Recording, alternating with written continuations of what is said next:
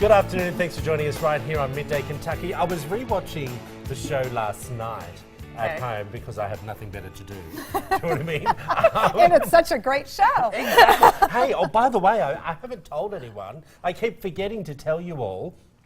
If you'd like to see us again, you could flick over to MyKY and watch us every day at 4 o'clock. Oh, yeah. I forgot to tell everyone. I meant to put that on Facebook.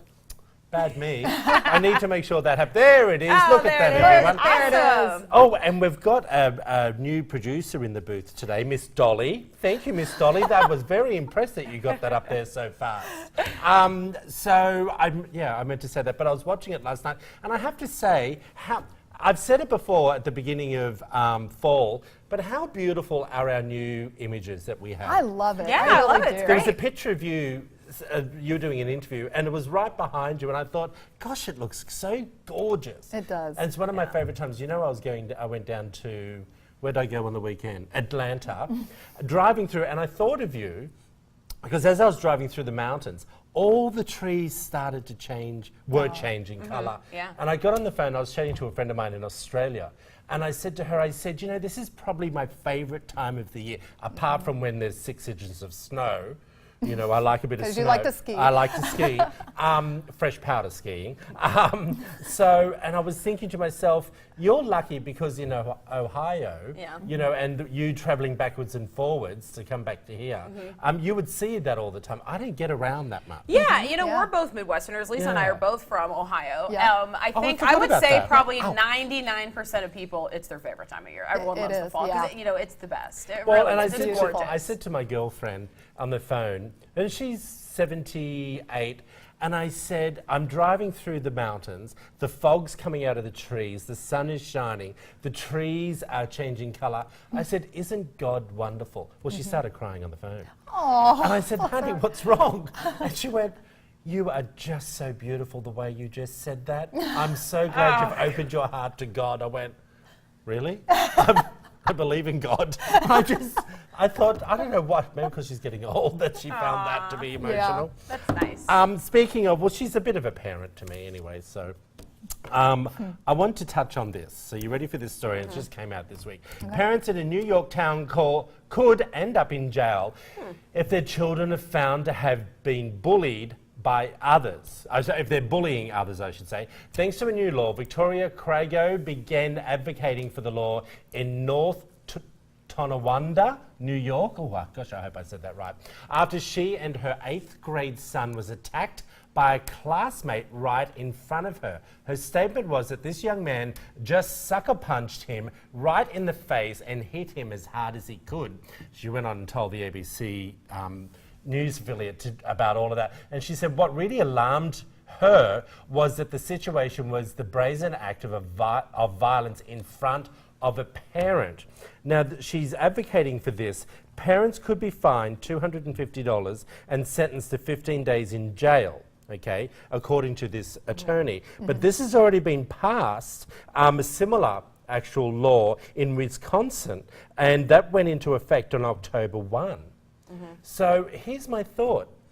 You and I discussed this, I think it was yesterday or the day before when I said I wanted to talk about this. Your son is also dealing with bullying right now. He is. Now, he's never been hit or... He has been. Oh, really? In the chest. As part of this bullying incident, just recently? Yes. Oh, I didn't know that. Yeah. Okay, so this is a very good topic for you then. Should parents be fined or jailed, because this is what it's saying, for their children's actions? Katie, I'll let you go first. I don't like this law because I think there's too much of a gray area. I think I would like to see something maybe where young kids could be charged with something, maybe not put on their record, but maybe there's community service that you're assigned at 10 because you hit a kid or something like that, where I like that if a child is really bullying someone, holding parents accountable, but legally, I don't know how that's enforceable with the gray area of if they're just teasing a kid, well, how do the parents know? And once it's brought to the parents' attention, what if they act right away, you know, and they're trying to do something. But one thing I do like about this is holding parents accountable for that curfew law. Yes. If kids break the curfew, parents are fined. And I think I like that part of it because it's black and white. You broke the curfew, you should have known where your kid is. But you can't, I don't know. What do you think, Lisa? You have two boys. Yeah, and I'm dealing with it right And now. you had a phone call yesterday. Yes, I did. With this actual, I didn't realize he was being hit, so I'm sorry to hear that. And it's not nice for that to happen. It's not. And It's especially not. since your son is special needs. Right. So this is the perfect example of the conversation. So Exactly. where do you stand? You know, hearing this, for me, I do believe that the parents need to be held accountable at a certain point. I do believe, and they are. I sat with the school and we kind of talked about what the policies are on bullying, and we discussed that. And I think jail time, I think that's extreme, in my opinion. I think that as long as the parents are involved and trying to intervene, and if that doesn't work, or if the parents aren't involved, if they are just kind of like, letting Joey do whatever he wants to at school, I think there should be a fine. I think that part of it, I do like that idea, but I think that should be a last resort.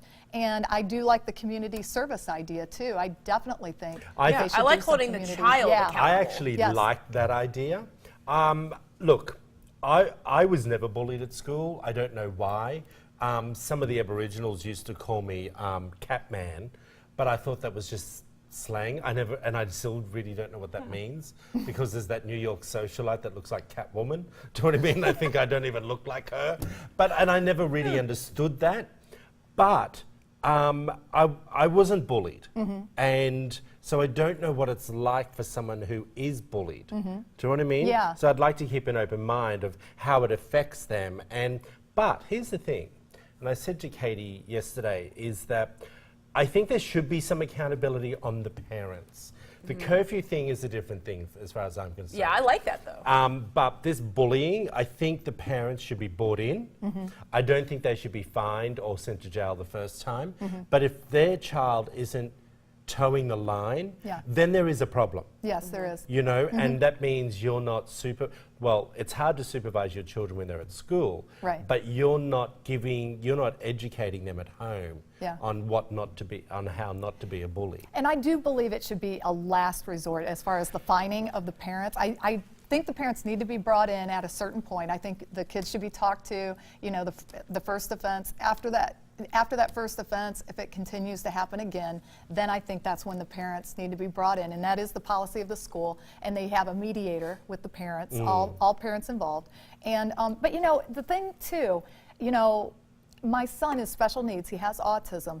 So in our situation, it's a little different because of his own behavior and his reactions to what kids say to him at school. He takes it as, sometimes the teasing, he takes Doesn't it warrant very, the reaction. Yes, and so his reaction is very overblown, and then it shocks the children. So then they freak And out. so they're kind of like not knowing how to deal with it. Yeah. So I think for our situation, I think autism awareness and education, of children, understanding how to work with kids that have special needs, in situations like this, and that's going to take time. It really is. I think it is going to take time, but I still think, and tell me what you both think, and this could be a bad method, about whether both those children, not necessarily your Right. son, but both the kids that the one that's being bullied and the one who is the bully, if they, and I hate to use the word force, or forced in a way to spend time with Yes. each other. Yes. So Well, you that does have to, happen. Yeah. In Does schools. that make sense? That Yes. even happened when I was in school. If there's something like that, there is forced mediation Yes. that you have to go to with that child. But something I wanted to ask about, and we kind of So touched like on a this. buddy system. Yeah, where You you become- have to go, Yeah. and Yes. then you're forced. Meet each but other I, at the I do school like and- that. If yeah. you're going to be in school, you have to learn to, Yeah. coexist with people. But I'm wondering, do you think that age comes into play here? At what age do you feel that the parents Yeah. should no longer be fined? That child should just be punished. When Maybe that person that's- leaves school. So even 17, the Yep. kid is saying mean things at school. I mean, by Yeah. then though, you have your own personality and everything. While you so live under your parents' roof they're- and they pay your bills. they're accountable for bet. everything you even say. You bet. Bullying. I say, I think through after high like school. 13, 14, you got to punish the child. Oh no, I saw But that. I think parents should be involved in that. But Yeah. it shouldn't just be the parents punished. I think. Well, I don't think this Right. law is also saying the child gets not punished. Yeah. I think they're saying that if something happens, the kids will be punished, but not $250 fine and go to jail. But I think I believe that while you're living at home, you abide by your parents' rules. But that's just the way I was brought up. Yeah. Yeah. That's why when they said, you're so bad, you're off to boarding school, I'm like, yes! Yeah. I don't just have to wonder live by if their at- rules. Yeah. Right. Not so good at boarding school. I just wonder if at some point that becomes a scapegoat. I think when you're 16, 17, 18, you're getting prepared to be in the real world alone for the first time. It's not your parents' fault anymore, how you act, I think. Right. I don't think at that age. parents are Okay, well, responsible. tell us what you think. Head over to our Facebook page. You put it on our Facebook. I did. And tell us what you think about this new possible law happening. Yeah. You have an interesting story coming up about abortion. Yeah, well, actually, I came across this. I thought it was fascinating, and I didn't know if you had ever heard of this or not, but there is a woman who survived being aborted at 8 months old. A nurse heard crying from a medical trash can and rescued her. This amazing survivor spent 17 years tracing her birth mother and reveals how she was able to learn to forgive her. I did not realize back... So hold on, can we just step back a bit? Yes, yes. This girl, who's now 17, let's just say. And, well, she's older now. Okay, That's her she age now. was She's 40. aborted at 8 months. Yes. How do they know she was 8 months? Because of the Of- process oh, of the, okay. going in for the abortion. Okay. And they said that she got a saline infusion, a 5-day saline infusion. Her mother did, to cause the abortion. And evidently, back in the 70s, this happened in 1977, it takes a 5-day So this period was of time. administered by a hospital that she had the Yes, abortion? yes. At 8 months? Yes, yes. But then how did the girl get into the trash can? They The left the hospital, left the baby. The baby was born alive. She was born alive. They left her in the room, and they were instructed by the nurse in charge, who was actually her birth grandmother. What? Yes, her grandmother was a nurse at that hospital, left her in the room to die, instructed everyone to leave the baby alone to die in the room. The baby ended up in the medical trash, and another nurse heard her crying and heard wiggling in there, gosh. saved her, brought her into the hospital, saved the baby's life, and ended up being adopted by 2 wonderful people, of course, and had a wonderful upbringing. Where did this happen? And then she found out later that in a fight with her adopted sister, they were fighting, and she said, well, at least my mother wanted me. And so she didn't even sisters can be know, mean she sometimes. didn't know that she was, aborted. Adopted. So she had to go to her mother, and they explained everything. So she's been on this journey. It's an amazing story. And she's been on this journey. She was able to finally find her birth mother. She found her birth father first and wrote him a letter, and he actually died soon after he received that letter, and he didn't respond yet, so she never knew what his response was. She found this out later. It's a fascinating story. Just the fact the grandmother actually she was instrumental in creating this whole toxic environment of her forcing her own daughter to have the abortion. So that's why she ended up having the abortion. But it's all about forgiveness. It was a great story, and it just, but the fact that there are abortion survivors out there. I did not know this. She has a support system. There's 244 people in her abortion survivors network that she is now running because of her own experience. Wow. I thought that was Amazing. fascinating, yeah. Tell us what you think after you read the story online on our Midday Kentucky Facebook page. Hey everyone, we'll be right back after this short break.